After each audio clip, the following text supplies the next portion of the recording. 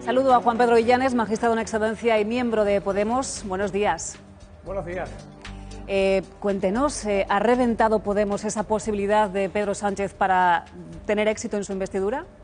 No, Podemos lo que ha hecho ha sido proponer cuáles son pues los ejes programáticos que aporta a la posibilidad que se llegue a un acuerdo de gobierno de progreso. Reventar, no, ya hace 2 semanas pues se hizo una comparecencia pública en el mismo sentido, se establecieron pues los mismos patrones para iniciar el diálogo y por lo tanto no creo que se pueda hablar de que Podemos ha intentado reventar el pacto de legislatura, ni muchísimo menos. ¿Cómo cree que recibirá el PSOE esta propuesta que presentaron ayer? Bueno, el señor Hernando parece que se ha molestado y ha dicho que parecería que el jefe del Estado ha encargado a Pablo Iglesias la formación de gobierno. No, en el fondo lo que ha ocurrido ha sido que se ha dado un paso adelante, se ha tomado la iniciativa y se han propuesto cuáles son las líneas esenciales para llegar a ese pacto de progreso. Si el Partido Socialista lo entiende o lo interpreta como una especie de invasión del encargo que el jefe del Estado le hizo a Pedro Sánchez, creo que se equivoca en su percepción, sinceramente. En referencia al referéndum catalán, que como veíamos en las portadas de la prensa de hoy es lo que destaca a todo el mundo, ustedes distinguen entre naciones y comunidades y Sánchez ya ha dicho que la integridad de España no está en juego. La integridad de España no está en juego. Nosotros lo que hemos propuesto ya desde la campaña electoral, no engañamos a nadie y por lo tanto no se trata de ninguna propuesta novedosa, es que se respete absolutamente el derecho a decidir y que aquellas nacionalidades que tienen pues especificidades históricas que de alguna forma les dificultan su encaje en el Estado español, pues puedan pronunciarse libremente acerca de cuál es esa relación que quieren tener con el resto de las comunidades que se integran en el Estado. No es nada nuevo, no es nada sorprendente, no es nada que de repente se le haya ocurrido en una noche de tormenta de ideas a Podemos, es una cosa que estaba ya recogida en el programa electoral. Bueno, ahora se abre un periodo de negociaciones, primero con el PSOE, pero también se abre a otros partidos. Otro titular del día es la retirada del veto a Ciudadanos. Dice Iglesias, lo dijo ayer, que no le ve dentro de su gobierno, pero que sí aceptaría su abstención. Y algo más, que nunca les habían vetado. Lo escuchamos. Yo quiero presentar este documento a Albert Rivera, pero no le quiero pedir que forme parte de este gobierno. Entiendo que Ciudadanos no tendría espacio en un gobierno de progreso. Sí aceptaría, como no podría ser de otra manera, su abstención apelando a su responsabilidad de Estado, si efectivamente Ciudadanos entiende que es el momento de que haya un gobierno de progreso y de cambio. Creo que la abstención de su formación política sería saludable. Jamás la palabra veto ha estado en nuestro vocabulario, jamás hemos pronunciado tal palabra. Nosotros lo que hemos señalado desde el principio es que hay 2 opciones de gobierno en España. Una opción que ha defendido legítimamente, de manera muy clara y muy honesta, Albert Rivera y Ciudadanos, que es un acuerdo entre el Partido Popular, el Partido Socialista y Ciudadanos, y la siguen defendiendo. Cada vez que hacen una rueda de prensa siguen defendiendo ese modelo de gobierno. Nos parece muy respetable, aunque lamentamos que Ciudadanos siga sosteniendo al partido de la corrupción. Señor Illanes, ¿cómo cree usted que se tomará a Ciudadanos ese permiso que le da Pablo Iglesias para abstenerse? Porque lo más seguro es que no se abstengan, que voten no. Yo creo que no estamos hablando de un permiso para abstenerse, estamos hablando únicamente de que una idea que también se ha venido repitiendo constantemente. Difícilmente puede tener encaje Ciudadanos en un gobierno de progreso y lo que se les está proponiendo es sencillamente que con su abstención pues puedan favorecer que se cree un gobierno de progreso por las fuerzas progresistas para garantizar la gobernabilidad durante este periodo de sesiones y durante esta legislatura. Sinceramente, solo puedo hacer hincapié en lo que ha dicho Pablo Iglesias en la rueda de prensa de ayer. Difícilmente podremos gobernar junto con un partido que sigue pensando que alguien o una formación podrida hasta las raíces, como es el Partido Popular, tenga que ser de alguna manera llamado a mantener tareas de gobierno en esta legislatura. Hay que olvidar cuanto antes los trágicos 4 años de la legislatura anterior y por lo tanto difícilmente nos podremos poner de acuerdo a la hora de gobernar con un partido como Ciudadanos que promueve que el Partido Popular, que necesita un periodo de travesía del desierto importante, pueda participar en la gobernabilidad durante la próxima legislatura. Le quiero hacer una pregunta desde Plato, Cristina de la Hoz. ¿Qué tal, señor Illanes? Buenos días. Quería saber... Buenos días. Buenos días. Quería saber hasta qué punto el programa, casi es un programa electoral que presentó ayer el señor Pablo Iglesias, es negociable, porque da la sensación, tanto como lo presentó, tanto en el fondo como en la forma, que es una especie de trágala al PSOE. Esto es lo que hay y esto es lo que no vamos a aceptar menos que esto, ¿no? Da la sensación de que realmente Podemos ha puesto en clave de repetición electoral, y lo de ayer casi era más un acto electoral que el inicio de un diálogo realmente fructífero con el PSOE. Llevamos una temporada diciendo que no nos gustaría que hubiese que repetir el proceso electoral, porque sería una demostración de la incapacidad de llegar a acuerdos, de poder consensuar acuerdos. Ayer lo que se hizo fue establecer un poco las líneas maestras para la negociación de Podemos, y a partir de ahí efectivamente tendrá que empezar la negociación. Habrá que sentarse, habrá que empezar a debatir, habrá que empezar a llegar a acuerdos, habrá que empezar a consensuar temas que son de importancia porque se han llevado en el programa electoral y que no son renunciables. Está claro que blindar los derechos sociales, está claro que combatir la corrupción, está claro que garantizar una reforma y modernización del Poder Judicial, está claro que garantizar el derecho a decidir de aquellas nacionalidades históricas que tienen incomodidad en su relación con el resto del Estado, formaban parte ya del programa electoral que propuso Podemos. Por lo tanto, planificar una negociación partiendo de esas bases en este documento de 98 páginas, que lo que viene a hacer es recoger o compendiar de alguna manera lo que ya se contenía en el extenso y pormenorizado programa electoral de Podemos, no creo que sea un reto o una trágala al PSOE, sino, bueno, vamos a empezar a negociar, vamos a empezar a conversar y partamos de estas reclamaciones o de estas promesas que se hicieron a los electores en el proceso electoral. También está en plato Casimiro García Abadillo, le quería preguntar. Buenos días, señor Illanes. Buenos días. ¿A usted le parece normal que en la rueda de prensa de ayer, en la que se le preguntó a Pablo Iglesias en el gobierno que había diseñado cuál sería el porcentaje de ministerios que iba a tener el PSOE, Podemos, etcétera, y él dijo, esto no es un reparto de sillones, pero sin embargo desde el minuto 1 de su rueda de prensa dejó clarísimo que él quería ser el vicepresidente del gobierno? ¿Usted cree que eso es normal? Que además llevara tan claras cuáles son las prioridades, las funciones, los organismos que van a depender de esa presidencia. Dio la impresión como que Pablo Iglesias está obsesionado con ser vicepresidente del gobierno. Pablo Iglesias lo que está haciendo, lo que me parezca normal, quiero decir, la normalidad, no sé cuál es la normalidad.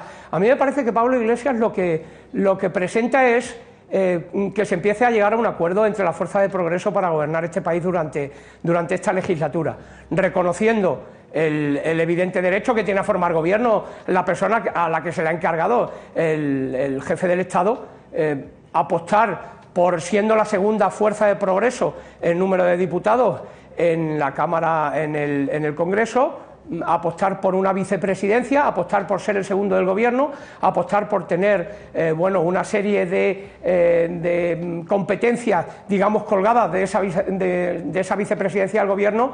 No parece que sea plantear una pelea por los sillones, sino sencillamente decir, aquí estoy yo, aquí estamos dispuestos a que yo sea líder de la segunda formación progresista del Congreso, pues la segunda persona del gobierno de progreso que proponemos para este país, y por lo tanto no creo que sea la reivindicación de un puesto para mí, sino, asumimos importantes tareas de gobierno, asumiendo a su vez una vicepresidencia en vínculo directo con la presidencia del gobierno, que le correspondería, como no podía ser de otra manera, a Pedro Sánchez.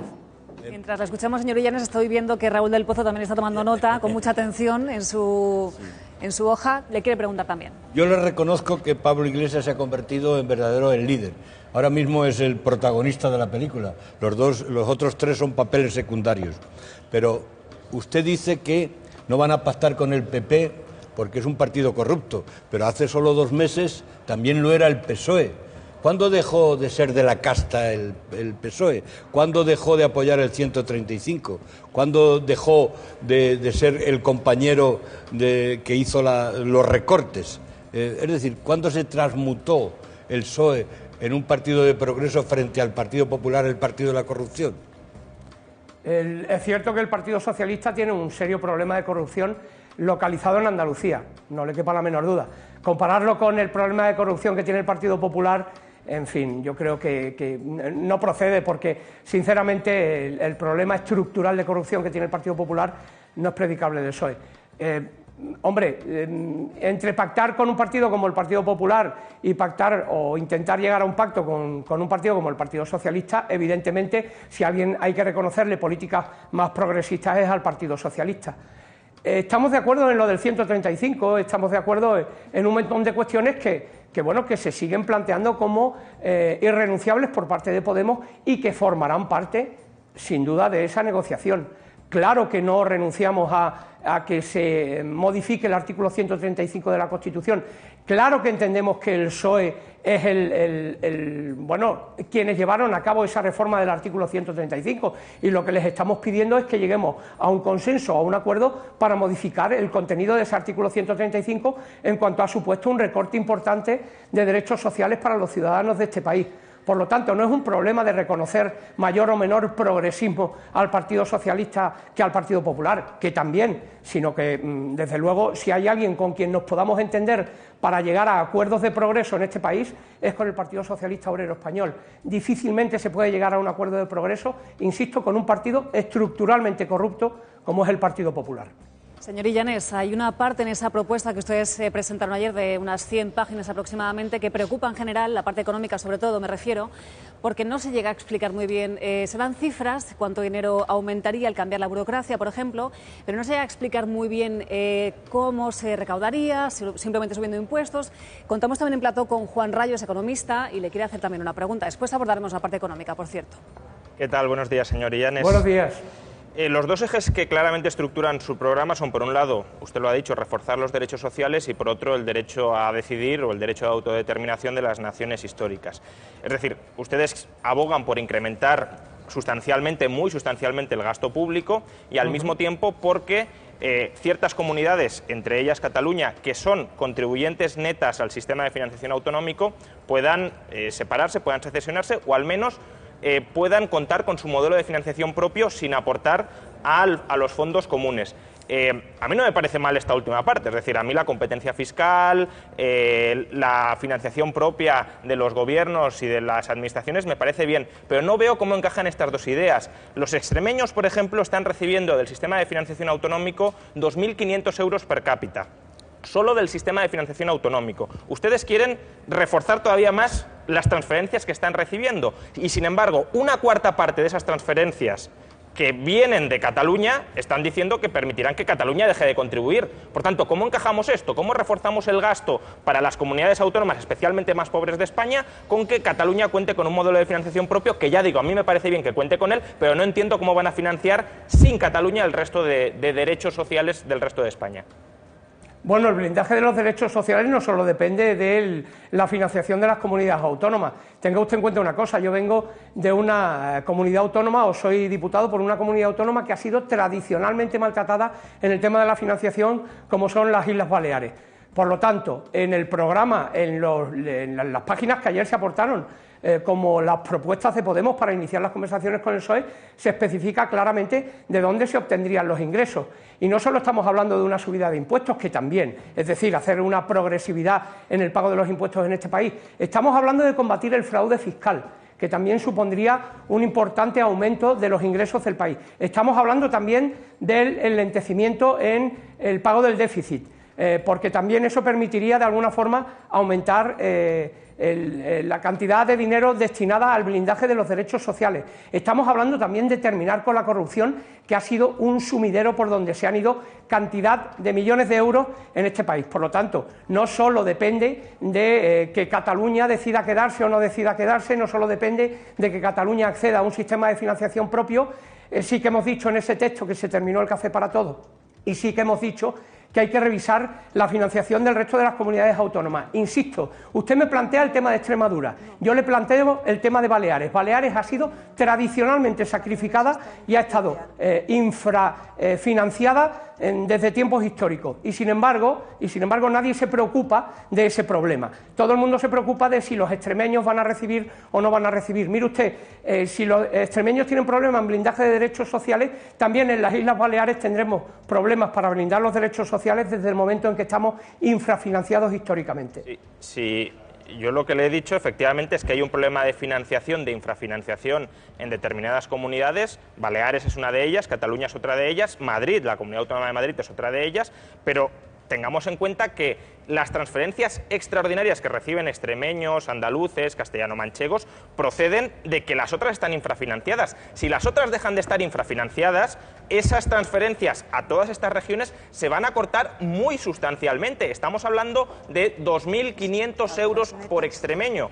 ¿Van ustedes a quitarles transferencias sociales a los extremeños por 2.500 euros por extremeño? Porque ustedes dicen o prometen blindar esos derechos sociales, pero al mismo tiempo, quienes financian esos derechos sociales en estas comunidades que son madrileños, catalanes y bueno, de las Islas Baleares, les están diciendo que van a dejar de contribuir. No sé cómo casa esto.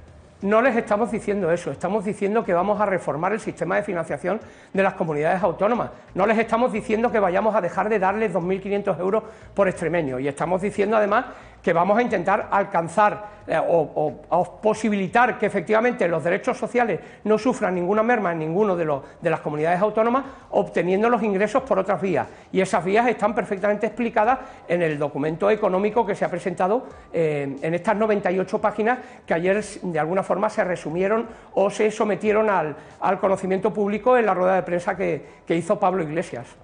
Juan Pedro Llanés, usted que es magistrado en excedencia, tendría que estar presidiendo el tribunal que hoy juzga ese caso NOS.